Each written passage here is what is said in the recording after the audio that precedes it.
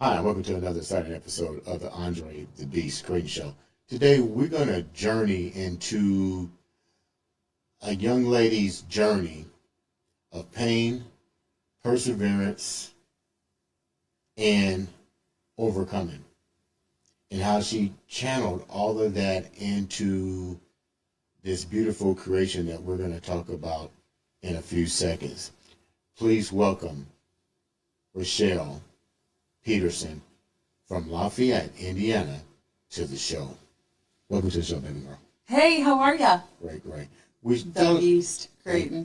I gotta do it, sorry. Yeah. The Beast. Okay, go ahead. We talked off camera We did. several times about the creation here and this beautiful story behind this. We're not going to tell what it is right now. Let's go into a little bit of your life. Who exactly is Miss Richelle Peterson? I'm a survivor, and I'm a fighter, and I'm just a simple human being that loves God, and most days I love people. Most days. Can I say that? We won't get into that part yet. Yeah, right. It's just that some people might get on your nerves from time to time. Every now and then, but yeah, I come from a really, so the name of my company kind of, it's a clever play on words. Can I say it? Not yet. Oh, I can't say it yet? Okay. Because you don't want them to look. But it's a clever play on words, and it reminds me that I just don't need to go backwards, right? So I grew up in a really horrific environment, struggled since pretty much the day I was born, and I've spent the last 4 years healing a lot of wounds that were like gargantuan. That were just gargantuan, right? Gargantuan means pretty damn big. They are pretty damn big. I mean, when you take a person that is, man, I was a mess. When did the mess start? You mentioned to me about it started when you was diagnosed or delivered as a blue baby. Explain that and how your journey. So RH negative baby. I came out, and normally when it's the third baby and they're prepared. So I was born in '65, right? So they're prepared. They have stuff ready, transfusions, extractions. You know, they put a needle in your head, a needle in your foot, and they push out the bad and put in the good. And but we didn't know that I was the third one out of my mom. So was that common in that era? I mean, I don't know that it was. Percentages high, because I had never heard of that. Well, I guess it does happen. Yes, it is. It is not an uncommon endeavor. Okay. Nowadays, it's different, obviously, with advances. But I was pretty much struggled since the moment I came out. Put in an incubator for 14 days. Had the extractions. Had the transfusions. So literally, you know, it's kind of like you. I've struggled since the day I was born. I mean, like, and so. And there's a lot that feels like I've struggled every day of my life. When you're that age and you get home, and you gave a good, pretty much a timeline. You said from the moment you was born. What are some of the other things that was happening with this timeline? You get born, you're in an incubator, you come home, and at that age you really don't remember a lot, but you have a pretty good memory. What started to unfold in your life? My mom died. From spinal meningitis and meningitis in her blood, which caused septicemia, which back in '69, but at the time they thought it was the flu, and by the time they realized it wasn't, it was too late, right? So she died 4 days before I turned 4, so I was 3 years old. She died February 5th, and I was born on February 9th. So how clear is that today in your mind? Crystal. Really? Were you close? That was my mom, yeah. I was her baby girl. I was like, that was my mom, you know. Okay. Only reason why I ask it, because some mothers and fathers aren't really close to their kids. I got to be real, but you guys were close. She was. Yeah, she's my Sorry. Wow, that's going.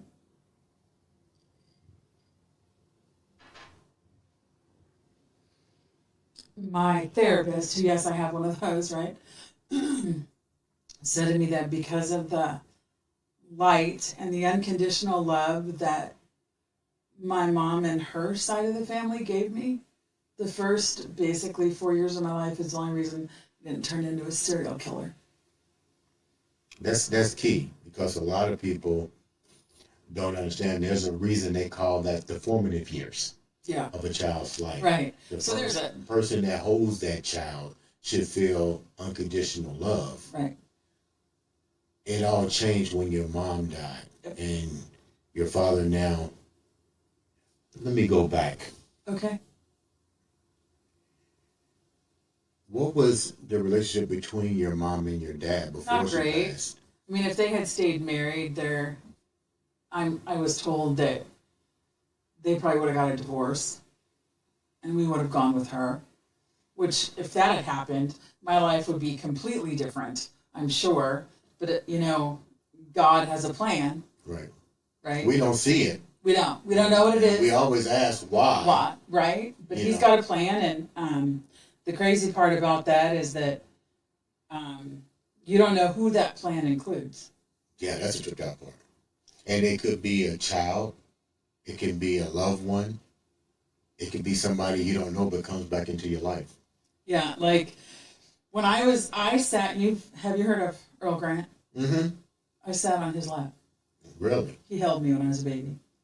He was a friend of my dad's. Get out of here. No, right? Why? Cool, right? Yeah. Yeah. My dad had some cool qualities. Not very many, like maybe one or two. But What was your dad like? he's an Your mom was a little bit. Your relationship with your mom ended unexpectedly, but now you got to deal with your dad. What was your dad like? So my dad first came home when my mom died and said that God needed her more than I. Okay. More than me and my brother, right? So I had I have a full brother that's 18 months older than I. That was hard. My dad was not a kind man. When you say not kind, what is that? I mean, he was indicate? dark. He was dark. Like, that man lived with Satan. He was dark. You could see it in his eyes. He had black eyes. Really? He was a dark Swede. He was 6 foot, dark hair, olive skin, dark eyes. Period. End of story. He was just not. Did other people feel the same that you did? That was People were scared of him. Really? Family and friends? Yeah. My stepmother, later on in life, I found out, was terrified of him. Terrified of him. How did you know your stepmom? So my stepmom, she was my dad's secretary when my mom died. Soon after she... They were having an affair, I guess. Wow. And then I had a nanny. My brother and I had a nanny, and named Jebby. And her leaving actually is one of the traumatic memories that I had as a kid, like standing in the drive. So the whole abandonment issue, right? Mm-hmm. Who did you gravitate to more after your mom died? Were there anybody that you gravitated to? Okay. My nanny. Why did you gravitate to her versus your stepmom? Because she was nice. Even your stepmom wasn't nice? So I had 3 main abusers in my life. And when I say abusers, I mean physical, emotional, mental, and sexual. My dad and my brother were all 4. And my stepmother was 3 of them. And so, like, I have memories of, I didn't want to eat, this is so, it seems trivial, but I didn't like cottage cheese when I was a kid. Who does? Right, and she made this casserole that had cottage cheese in it. And I knew it had cottage cheese. And I would spend time picking out the cottage cheese. Because it was just, to me, it was gross. I probably wasn't even, I was like 6 or 7. Mm-hmm. One day she got mad. She started shoving she grabbed a spoon and grabbed a container of cottage cheese and started shoving it in my mouth. While I'm puking, she's making me swallow it back down while she's putting more cottage cheese in my mouth. Where was the nanny still there? No, she was gone by then. So I can see why. She was only there a year. I can see why. Did the nanny witness No. Some of this No. abuse that was going on? No. So they knew when to perform these things? Yeah. You mentioned a lot of... My brother was also a victim at that age, What do you young mean? age. What do you mean? Well, he was a abuse victim by my father. So he suffered all of the 4 elements of abuse that you just And then when he indicated. became older, he repeated the On me, situation yeah. on you. on me. And so, but like things like, my dad used to, like I used to lay in my bed. I used to be terrified of the dark. Terrified. Like the dark, It could be paralyzing to someone. and that's what I did, yeah.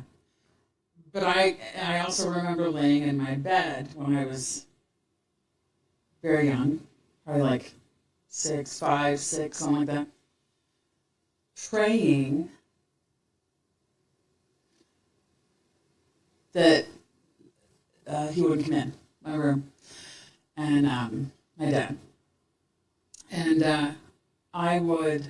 I got really good at being absolutely terrified, but looking like I was completely relaxed asleep. So that if he came in, he wouldn't see me like this, he'd just see me, asleep. So And hope. you had to learn a coping skill Absolutely. at a And young hope. age. Yeah, and hope to God that he would leave me alone. Yeah, no. What about your brother? Did you have to practice the same skills? No, because my brother would just do it during the day, and if I refused, he'd beat me with a baseball bat. This is when I was a teenager. Wait a minute. Beat you with a baseball bat. He'd hit me with a baseball bat. And you was a teenager. I was a young teen. I was like 12, 13. 11, 12, 13. Was anybody... Nope. Nobody knew what was going Because on. it was like, he did it during the day. Like, if we were home during summer break, yeah. What about when you go to the doctor? There was no... You go to a OBG. I mean, they didn't... You don't do that at that age. Really? Yeah. I didn't go to an OBG until I was at boarding school. Like, even the school didn't know? I mean... No. But... Was there anybody you can confide in? No. Were there threats brought to you if you did? Yes. Okay. But you also have to understand, so like my dad, my dad asked me one time when I think I was like 15, why do you hate your brother so much? And he flat out said, did he touch you? And I said, yes, and he changed the subject. Why do you think your dad Because he was a needed coward. validation from your brother versus... Did you ask him... He asked me that question and changed the subject. Did you ask your father, did you judge me, Dad? Oh no, I was scared to death of him. Now that you look back on it, why do you think that question was brought to you from your dad? Because he wanted some sick thought process, probably. My dad died in 90, thank God. When did the abuse from When I both left. stop? When I left home at 18. They was still mentally, No, verbally... mentally, verbally, and physically. So my dad and I got in a fight. He was an alcoholic. So my dad was a sociopathic alcoholic. Do you know what that means? No, please. That means an alcoholic with no conscience. Right? So here's a man that like lived in darkness, hung out with Satan. When you say hung out with Satan, elaborate on that a little bit. You mean he hung out with bad people, or little moral fiber individuals that could care less about other individuals? Yeah. Okay. He had no How did he feel about other people? Let's call it what it is. What did your dad and brother, how did they feel about other people? Because if you're that dark, you don't... When you're that dark, like you said, you don't attract many people. They would be scared of you, or the people that know who you are, that rolls in that same circle, birds of a feather flock together. Yeah, but people like that are also very good at hiding. Okay, that makes Right. sense. right? There's a lot of bad people in the world, right? For real. Honestly. There's bad people in the world, but boy, you can put a face on and people just want, they might not know. I mean, there's a lot of people that knew me previously that didn't think I was a disaster walking, but I was. What caused the fight between you and your dad? So he was an alcoholic. I was, I think one of the only reasons I survived my life as a teenager was because I went to boarding school, 8th grade, 9th grade, and 10th grade, right? And then my dad ran out of money, and his drinking got worse. So he ran out of money, and I had to be home. And I only had to be home for a year and a half, truly, because I, had more credits for high school, blah, blah, blah. So one day I was home. I got up in the morning. My dad said, go make me a drink. And my dad drank vodka with a splash of Coke in a tall glass. That's what he drank. Okay? Morning.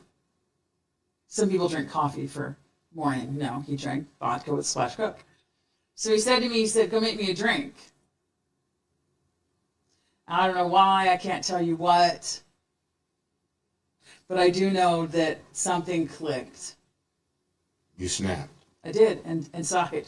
So I walked in the kitchen and I poured him Coke with splash vodka, just to mess with him. I'd had enough. So, 18 years old, right? Mm-hmm. I put the drink down, I wait, I'm watching. And he takes a sip. And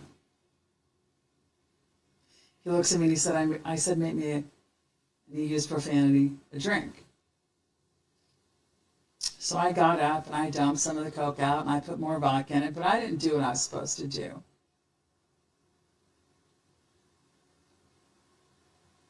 Put it back down and he looks at it. It's darker than it should be.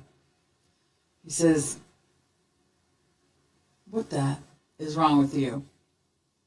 I said, make me a GD drink. Now. And he gets this look in his face, right, in his eye, and you know there's hell coming. I mean, you know when that look comes, like, you duck, because you know there's a swing coming somewhere. You don't know from where, but it's coming. So I got, and I'm like, screw it. I got up, I dumped that vodka down the drain, and he heard it going. And he gets up and comes running from the couch, and he picks me up by my shirt and throws me against the kitchen wall. And I hit the kitchen wall and fall, hit the ground, because I'm a little, he threw hard. I was a skinny little thing back then, right? Skinny and scrawny, tall, lanky, whatever. Bam, I hit that wall. And I get down and I look at him and I go, you touch me one more time, MF, and I'll kill you. And he came at me again. And by this time, my stepmother's running out of the bedroom, coming down the hall. And he comes out and grabs me again and throws me against the wall. And this time, we're like nose to nose, right? Mm-hmm. So when he pushes me and throws me on that wall, it hurt. My head hit the wall. I think I kind of went unconscious for a little bit, slumped down on the floor, and I got back up. And I looked at him and I said, bring it. What did your stepmom do? Well, at that point, she stepped in and said, Bruce, don't do it. Because he lost it. Like, he could have killed me right Did you lose it? I ran. I ran. Okay. So I ran back to my bedroom, locked the door. I was in there for like 6 hours. Contemplating on what the aftermath might be with him, or contemplating what the hell did I just do? What the hell did I do? What was I thinking? Well, I left and moved to Arizona shortly after that from Illinois. Really? How'd you get out the house? You just went out the window? Actually, my stepmother had calmed him down enough. He wouldn't talk to me after that, and I was dating a guy that he didn't like, which I wasn't supposed to be dating anyone because, he told me one time when I was like 13, when you have sex, you need to tell me. I'm sorry, what? No, I don't. He said, yes, you do. a whole nother story of psychotic. But he was a coward. So my dad was a coward. Bottom line, he was a coward. So like we bred Great Danes when I was 12, like 11, 12-ish, right? And back then, we bred Harlequin Danes, and it was supposed to be a business. So my dad, we had a litter. One of our female dogs had a litter, and one of them was a Merle. And back then, it was thought that Merles, which have more gray on them, they're black and gray, would go insane after a year. So they didn't make a lot of money. So my dad, 6-hour-old puppy, made me drown it in the laundry room sink. And my stepmother stood right by me while I did it. Because she couldn't do it. And I can speak of it now as matter of fact because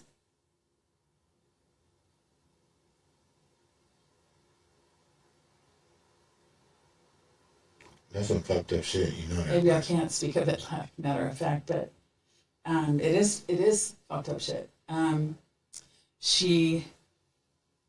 My stepmother did things like bend a math book that was 1.5 inches thick on my spine because I spilled rice on the kitchen floor. Do you think that your stepmom was a product of your father's abuse? That, and she was also raped by her brother when she was a kid. She was a coward too. So, you know, I used to get in trouble for the most stupid shit. And I would get beat with whatever was handy. Right? My uncle, my dad's brother, was also an abuser. Yeah. So both of them were molesting you? Yeah, I don't know how many times my uncle did, but yeah. How did you, like my hat's off to you and thank you for coming to the show and sharing such a heartfelt story of pain, suffering, and redemption on your part. Thanks. That had to be how did you, did you know your grandfather at all? Grandpa Pete, no. Grandpa Pete was, he died when I can't remember if it's before I was born or after, but he was an alcoholic like my dad. He was a very hard man like my dad. He probably started it all, if not before him. So you think that maybe your dad might have raped your dad? Yeah. So then, but my grandmother, my dad's mom, she didn't like us because we were Jewish. She was prejudiced against us. And she told us that. Yeah. Right? You try to, it's an old saying. It's an old saying. You're not the only person that's going through something. There's always somebody else that has it far worse than what you do. However, I will tell you this, Beast. What?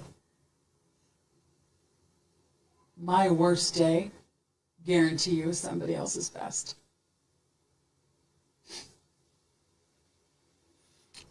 Hold on. Let me get a napkin. Hold on. I'm good. It'll go away.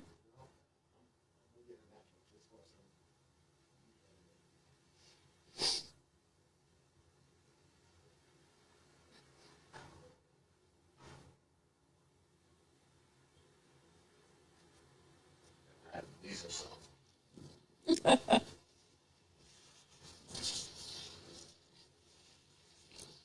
There's now I'm. How long have you held this in? That's the key. That's the key. I know you're going to therapy. So I was married 3 times, first of all. I was married 3 times. Married my son's father twice for the old college try.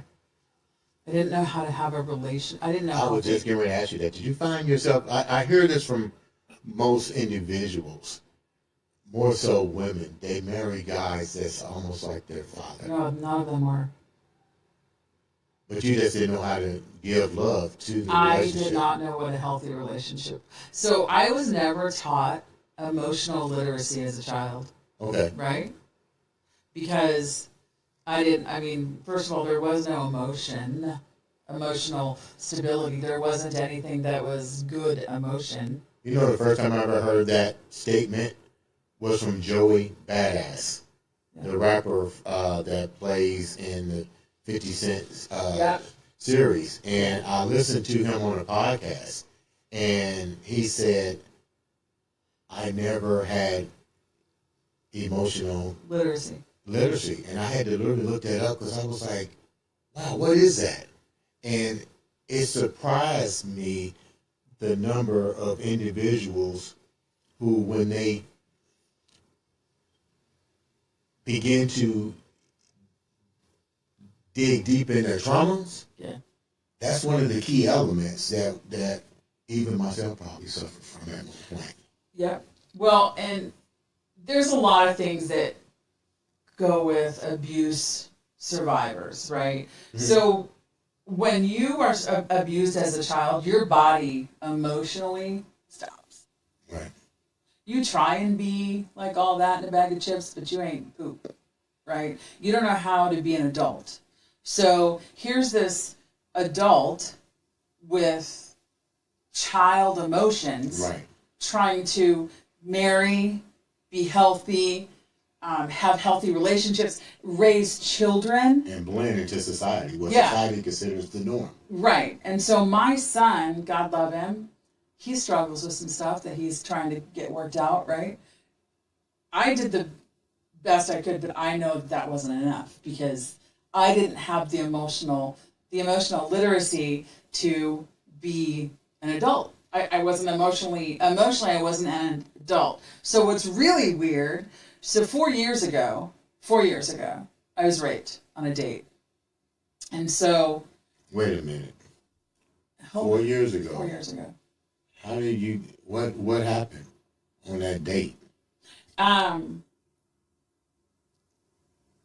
Again, I was a disaster walking, and I thought that I needed a man in my life to have my self-worth. Okay. Right? Which most abandonment issues, I mean, there's a list, and just from being a survivor, there's a list of things and emotions and thoughts that you have. It's a pattern that if you have abandonment issues, you follow a path. Right. That's usually the path of self-destruction. Right. So, right. And which I was really good at self-destruction. I was perfect at self-destruction, self-sabotage. How long did you know? Did you know this guy? It was like our second date, I think. And met him online. And, I always thought, well, they're scared. People can be scared of me because I can be a tough one, right? Mm-hmm. I'm hard, whatever. Look what you went through. I wouldn't. I'm aggressive. See it any other way. Well, yeah. Like for me, it is what it is, right? So, but went on a date, went back to my house to hang out, and stuff happened, and he took it farther than he should have. The no, ignored the no. A lot of times the no. And I froze. I just froze. I couldn't. I froze. However, that took you back to your dad, where you were just. It took me back to anybody. Yeah. Because that wasn't my first rape. That wasn't my first rape by a person other than my family, right? So, but it was my last. Guaranteed. Why was it your last? Because there is nobody in this. First of all, because now I'm like in my. So I'm 59 years old, but I'm like in my 40s emotionally now. Because I went through the last 4 years. I went through healing, right? And I mean, I've done the work. Like I have ripped. It was like someone. Let me back up let me back up for a second. For 2 months, it happened in June of 2020. Right? Mm-hmm. It was God's way of getting my attention. That's how I look Elaborate at it. on that, because some people may not understand why you Okay, so say everything's permissible, and I believe this wholeheartedly with all my heart and soul. Mhm. I went through stuff that, like, I'm barely scratching the surface, right? So,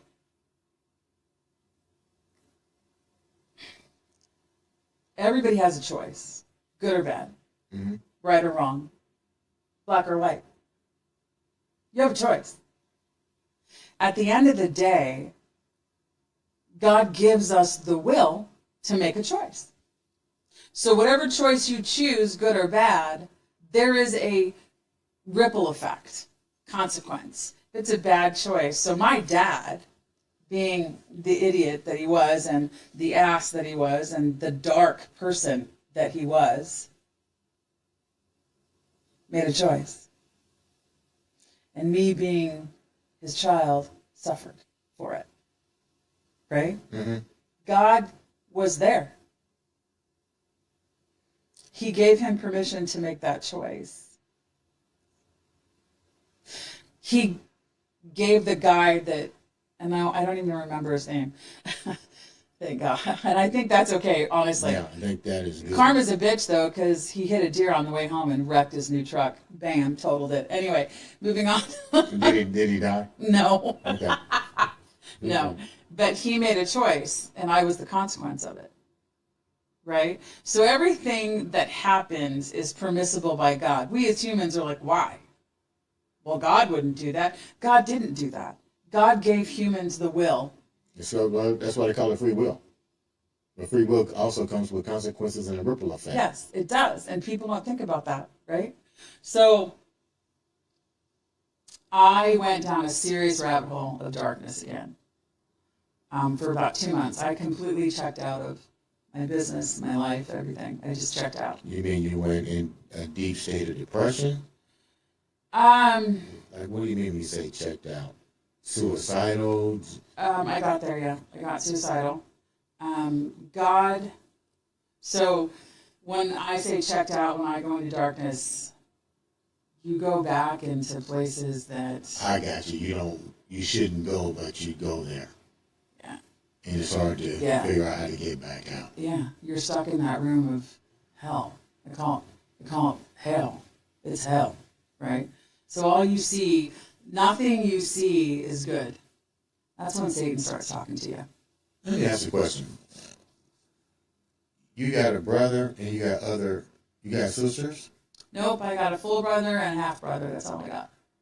Were both brothers victims? We know one was. One was, but my half brother, I didn't even know he existed till I was 16. So he was 5 years older than me. So no, he wasn't around my dad.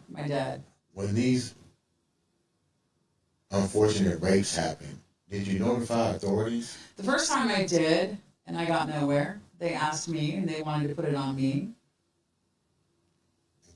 Okay. The last one where the guy got hit with a deer. Yeah, not worth it. I'm not going through that hell again. No way. No way.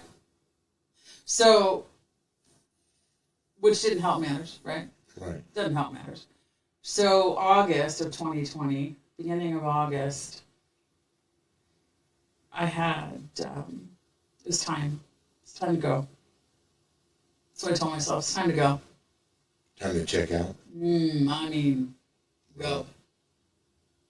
Not come back. When you're thinking like that,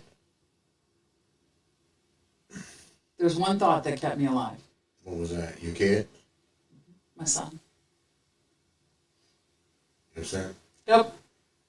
And so I got on my knees and I said, God, I can't do it. I can't be here again. I can't do this anymore. I can't be in this space, in the pain, because that pain, if you've never experienced it, it's like,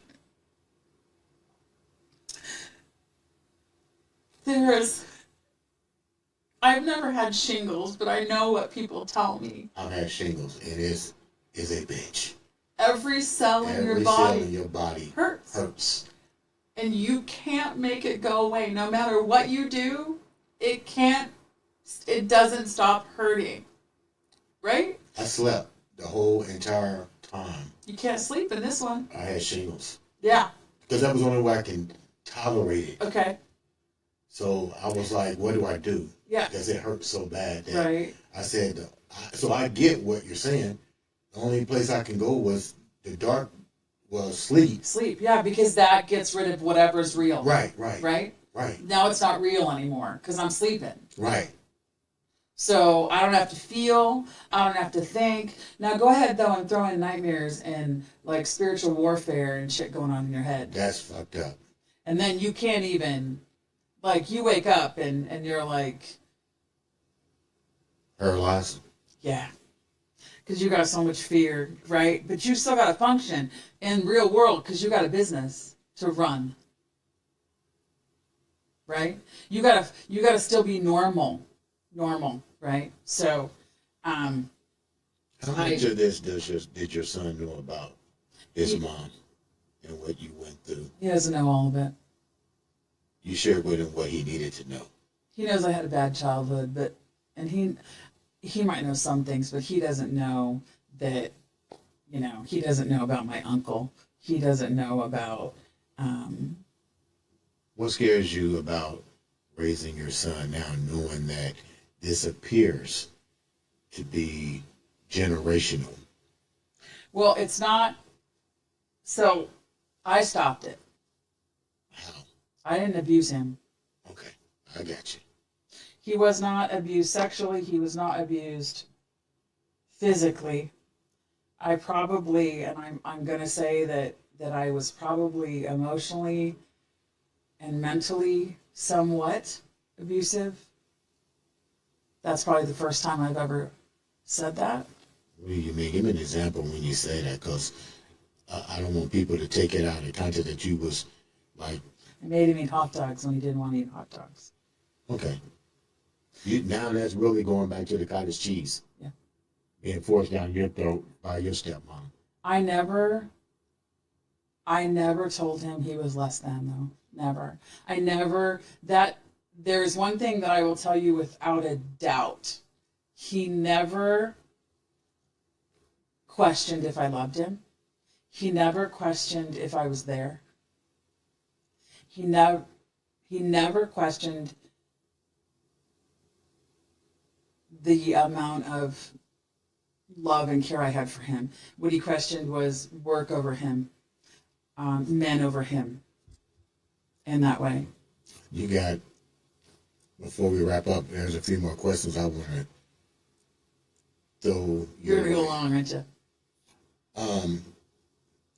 You got a lot on your plate. I do.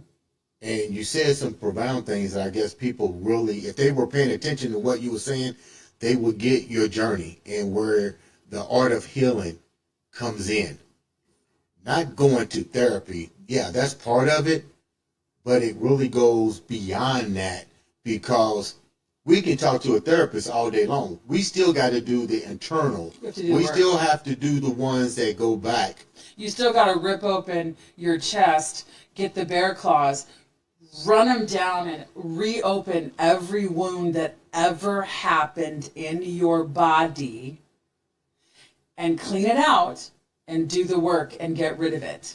You said the universe, God, whatever you want, gives us free will. I believe that. Yes.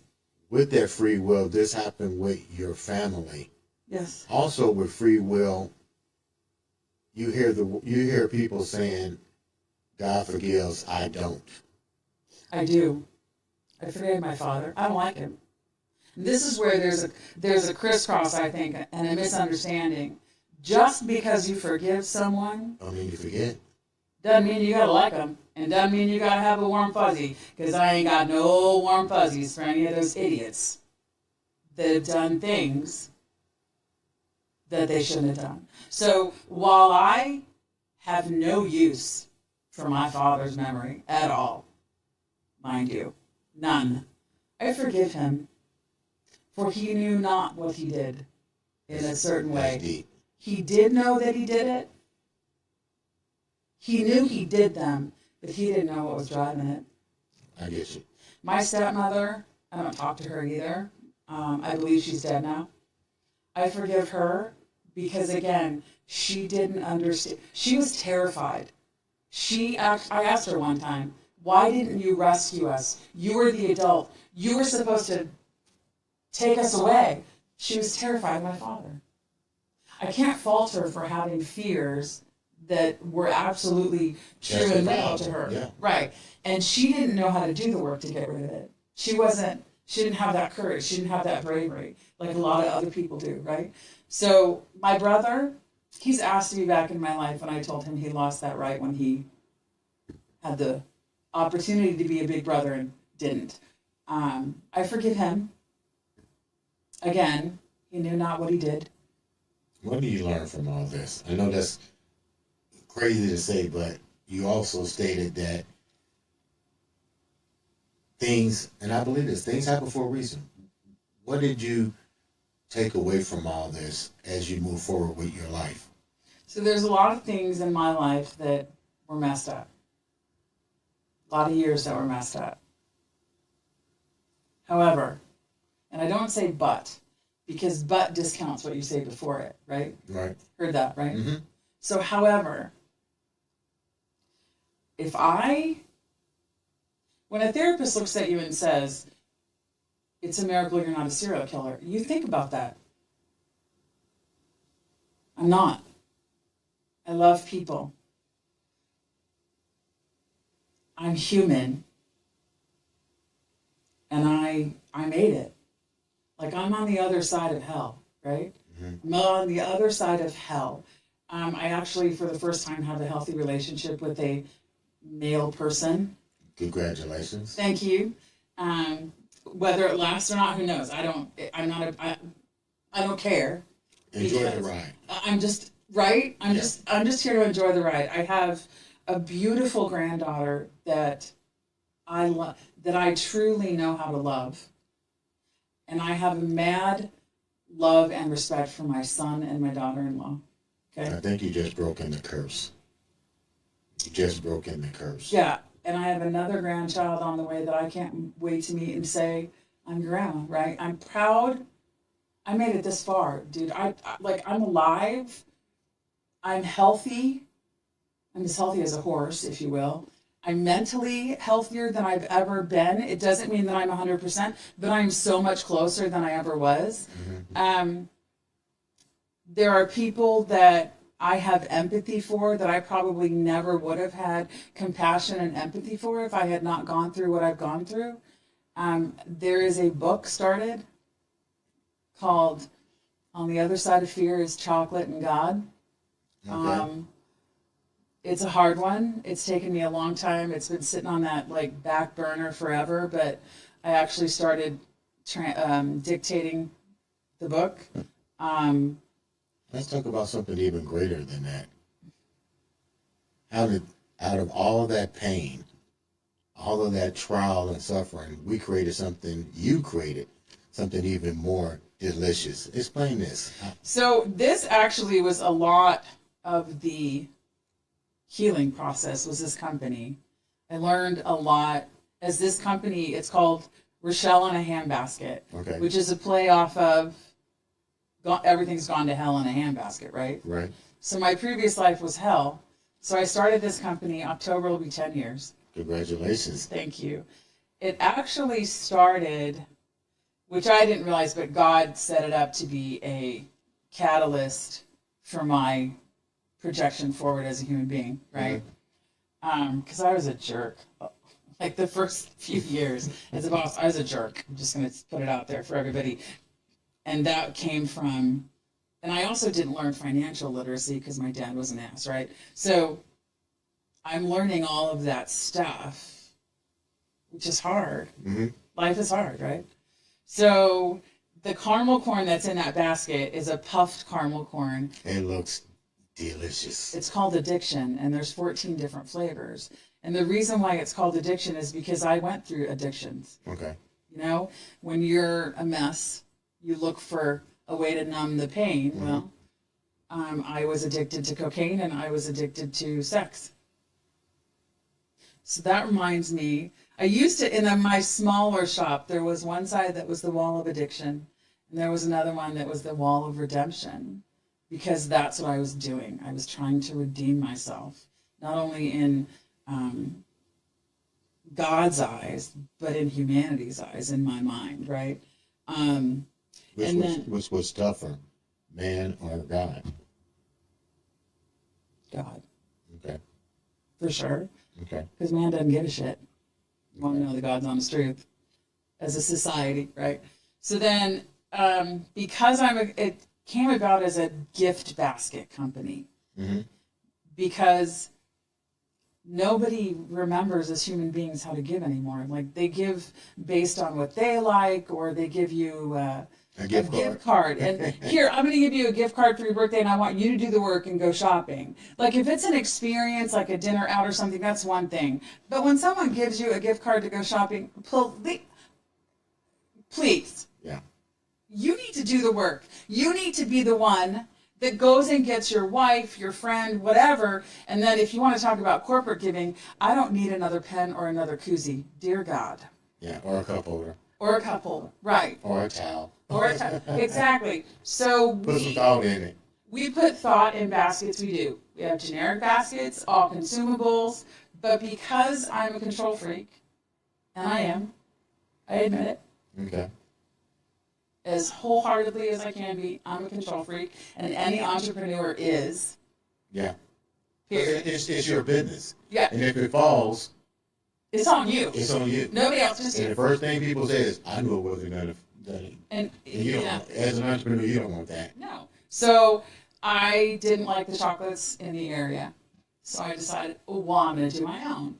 So I didn't, but smart, I didn't want to like get a big manufacturing facility and all of this. So I found a company that I outsourced to that made chocolate the way I would, or close enough to, right? So the chocolate's really clean, and it doesn't have any hydrogenated oils. And so we make all of our chocolates in-house. We make all of our caramel corn in-house.